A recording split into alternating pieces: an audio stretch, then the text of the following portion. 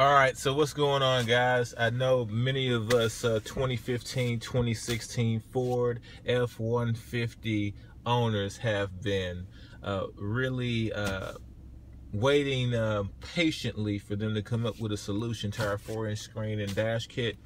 I've checked with every dash kit manufacturer in this country and out of this country, and they don't even have a release date for that.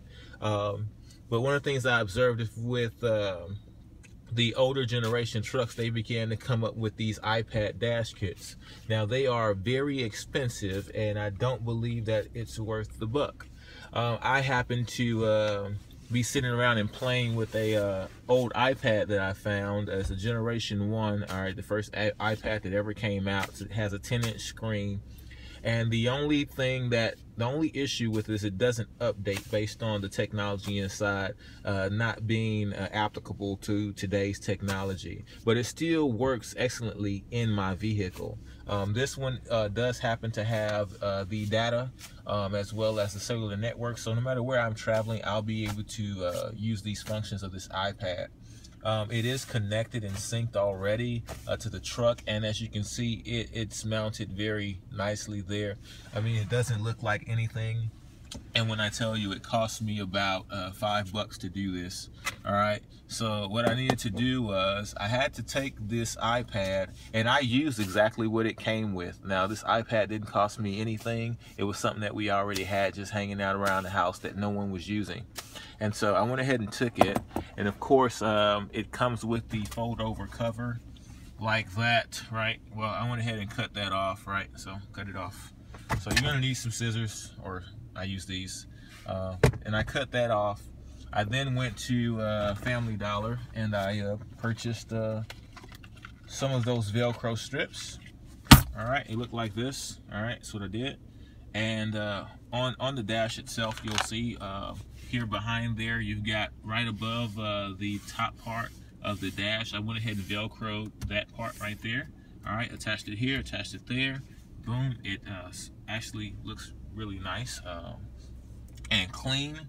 And I also have Velcro underneath in the bottom to give it some added support, so the weight is not actually on my control buttons, right? So I can still use my control buttons there. I can still operate everything from my steering wheel controls. As you'll see, I'll go ahead and raise the volume real quick. And that's Pandora, right? So if I hit Pandora right there, I'll go ahead and do it like this to extend that view right there.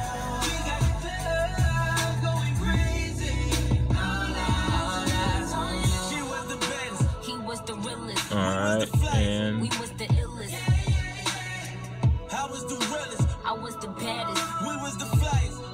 alright, it's not allowing me to do anything, but I'll go ahead and change it from my steering wheel control over here.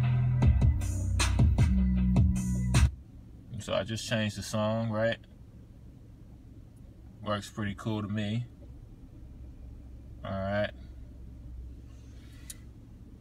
And I can just change the songs as often as I like. Of course, Pandora's not as nice until you buy the subscription, where you have to listen to all the ads and all that other stuff.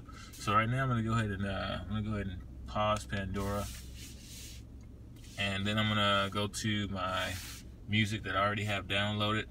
Look, check out Ruben Stutter. He is there. I'm just gonna hit play.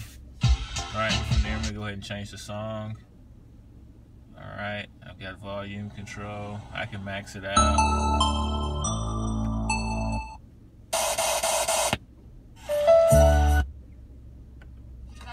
Alright, waiting on all these. Just waiting on all of the album covers to album artwork to download there. But pretty cool, pretty cool. I found the wallpaper on Google. I think it's pretty dope addition to my F150. It's cool, it's clean. I can take it out, it's fully removable. To remove it, I just peel this flat part right here up. And I can take it out and I can charge it. My son, who is a genius himself, asked me if I asked me how cool would it be if, you know, if I left it in the truck and whenever I turn the truck on, it would just automatically power on. I think that's awesome. I also think, however, that that's unsafe. And it also limits my ability to be able to use this iPad elsewhere. So I can simply slide it in and remove it. It takes just a matter of seconds here. You just push up from the bottom here. You can stick a finger there, and you can take it out with you wherever you go. As you can see, it's sliding up, and it slides right back in place. So I think it's pretty dope. I've really been enjoying it since I installed it on yesterday. Bumps, rocks, rough roads, streets, and you just push that back down in there. All right, you put that flap back in there. The only reason the flap is there is because I figured if I removed it, it would look then tacky, and I like the clean look that it's currently providing. So I've decided to leave it there for now. At some point, I'm sure they're going to release a dash kit aftermarket for this vehicle. Because this right here only cost me $5, I won't even have to buy it, because I'll continue to enjoy having a 10-inch screen as opposed to a 8-inch screen or smaller. So I hope that you found this useful and helpful. This was great for me. Again, you can find one of these iPads probably on Craigslist or whatever social site that you use to purchase things from other individuals who aren't using them. Or, you know, you might be surprised that you have one at home just like I did, or even maybe a family member or relative. All you need is the iPad, the original case that it came with, again, a pair of scissors and some Velcro strips. You definitely want to get some alcohol or hand sanitizer. I use hand sanitizer, but alcohol pads work as well, to make sure you clean the surface before you apply the Velcro, and it will stick and it will hold. As you can see, it has been sitting there now for over 24 hours. It has not fallen, and I've really been enjoying using this iPad while in the vehicle.